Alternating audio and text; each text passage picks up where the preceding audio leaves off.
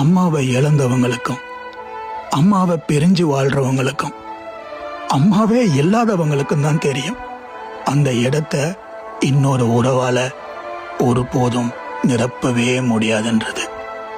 நம்மகிட்ட எல்லாமே இருந்தோம், நம்ம அம்மா நம்ம கூட இல்லாம இருந்தா நம்மகிட்ட எதுவுமே இல்லாத மாதிரி ஒரு ஃபீல் இருக்கும்.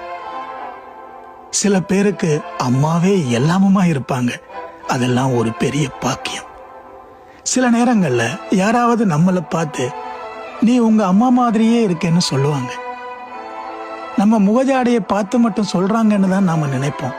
ஆனா அம்மாவுடைய குணாதிசயங்கள் சிலவற்றை அவங்க நம்மகிட்ட பாக்குறாங்க. நாம எத்தனையோ அழகான மனிதர்களை வாழ்க்கையில சந்திக்கிறோம், பார்த்து பிரமிக்கிறோம். ஆனா அம்மாவோட சின்ன வயசு போட்டோவை நம்ம பார்த்துட்டோம்னா எல்லாமே தோற்று போயிடும். அம்மா கையில இருக்கிற அகப்பை காம்பும் விளக்குமாறும் போர்வாளும் செங்கோலும் மாதிரி தான் தெரியும். ஆனா நாம சாப்பிட்டு போட்டு பிளேட்டை கழுவுற போதோ இல்ல நாம அணிஞ்சு களைஞ்ச அந்த அழுக்கு ஆடைய சலவை செய்யற போதோ மனசுக்குள்ள எதுவுமே நினைக்காம பண்ற ஒரே ஜீவன் அம்மா மட்டும்தான்.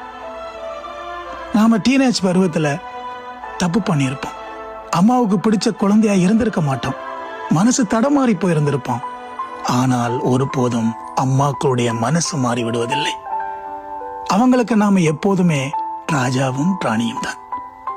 சில சந்தர்ப்ப சூழ்நிலைகள்ல நாம அம்மாவுடைய கவலைய, கண்ணீரை, துன்பத்தை, அவளுடைய ஆழ்மனதை புரிந்து கொள்வதே இல்லை.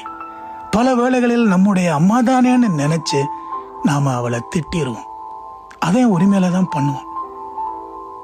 அம்மான்னு கூப்பிடுறதுக்கு இப்போதும் வாய்ப்பு இருக்கிறவங்க தயவு செய்து அந்த உறவை, பாசத்தை, உணர்வை கெட்டியா பிடிச்சுக்கோங்க. எல்லா அம்மாக்களுக்கும் அந்நியர் தின வாழ்த்துக்கள். ரொம்ப ரொம்ப நன்றி.